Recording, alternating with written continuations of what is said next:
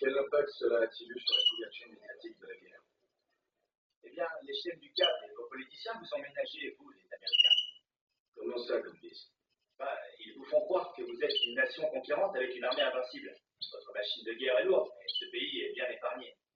C'est n'importe quoi. On combat le terrorisme partout dans le monde. On n'a jamais été plus fort.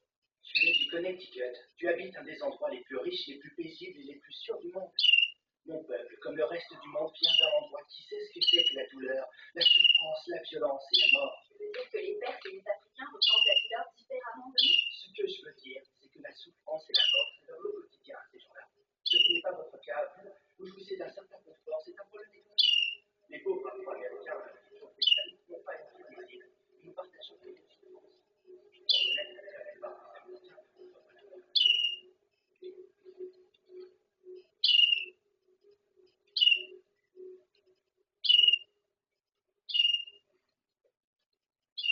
Pardon, professeur. Non, vous ne voulez pas. C'est un point de vue qui se respecte. Donc, vous sous-entendez que les médias ont un lien avec les politiques.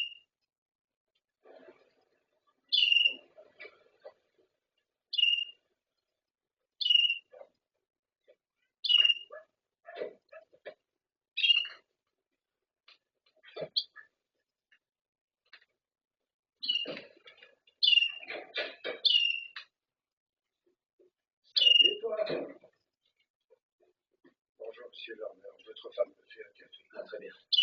Bien, je suis venu vous rapporter les affaires de votre fils. Je ne voulais pas demander si vous vouliez du lait. Non, voilà, c'est parfait, c'est très gentil, merci.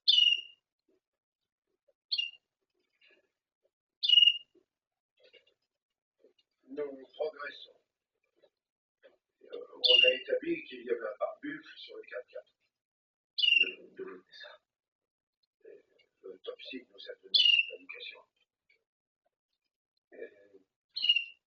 Josh a reçu un coup violent au niveau de la cage thoracique. Il a eu plusieurs côtes cassées, malheureusement. L'une d'elles lui a transpercé le cœur. Il est mort sur le coup, mais il n'a pas souffert. Vous recherchez donc un 4x4, un buffle, et sinon, quoi d'autre? Vous savez que... Comment vous savez qu'il n'a pas souffert? Le médecin l'a affirmé. Ce pare-buffle réduit notre champ de recherche. C'est pas négligeable. On interroge les gens du coin et on fait des contrôles depuis hier soir. Mais une semaine s'est écoulée.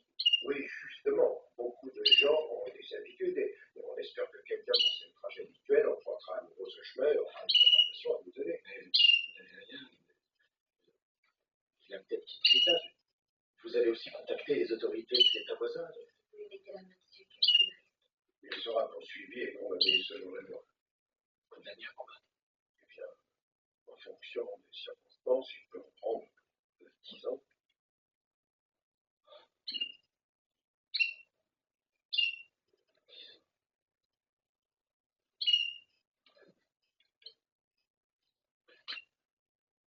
Quand vous parlez de circonstances, qu'est-ce qu'il faut reprendre?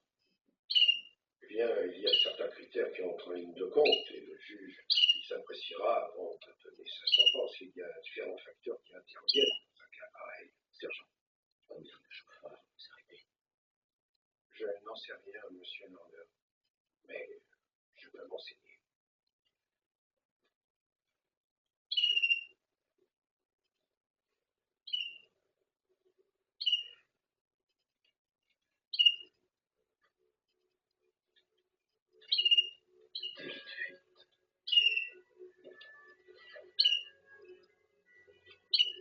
Accident avec des vies fuites. Grave sur le présomption. Ce que vous ne savez pas sur le délit de fuite. Mort arbitraire. La loi selon les États. Que puis-je faire? Récompense, sanction civile.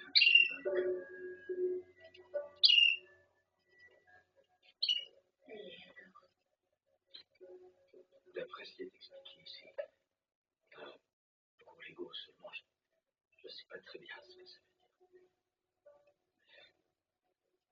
Je crois qu'on va avoir besoin de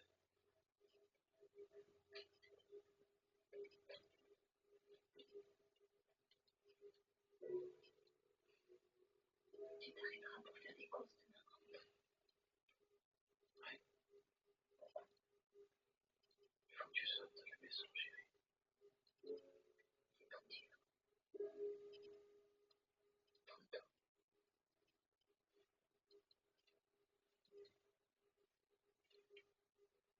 Ouais.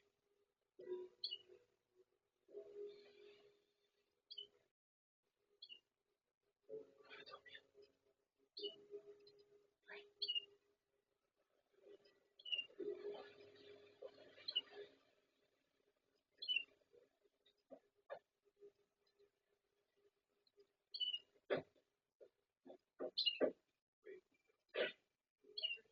Bonjour Bernard.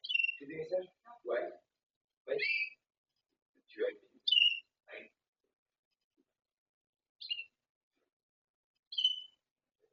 Je te présente le professeur Ethan Lander. Bonjour. Ethan. Bonjour monsieur. Ethan a perdu son fils la semaine dernière dans cet accident tragique de fuite. Tu en as sûrement entendu parler. Oui, je vous commence. Merci. Et il a besoin de notre aide. Oui, bien sûr. Ça fait déjà plus d'une semaine que la police piétine. Ou alors, il y a quelque chose et elle ne veut rien dire. C'est un rapport initial. Je veux que vous preniez l'affaire en main. Je veux qu'on retrouve cet homme. Et je veux qu'il soit traduit en justice pour homicide. Vous l'avez vu? Une fraction de seconde. Vous pourriez décrire cet homme? Je sais rien. Si je voyais une photo, peut-être, je crois. D'accord. Bon. Notre rôle dans l'immédiat, c'est de superviser l'action de la police et du procureur. Leur foutre le feu derrière pour être sûr qu'ils mènent l'enquête convenablement le plus vite possible. Vous pouvez aussi tenter une action civile. Et quoi ça consiste? Une action civile, eh bien, c'est demander réparation. C'est une espèce d'action punitive à l'encontre de plusieurs personnes qui l'auteur du crime. Absolument, c'est ça. Oui, il faudra déposer plainte contre l'auteur du crime et demander un dédommagement financier. Vous avez également dit que votre fils a été heurté par le parcours public. Monsieur, c'est bien. Nous allons recueillir tous les détails significatifs auprès de la police et du légiste. Et je crois que Donna a vos coordonnées si on a besoin de vous. Oui, bien. Voici notre carte. Quand on aura toutes les informations, on vous contactera. Dwight s'occupe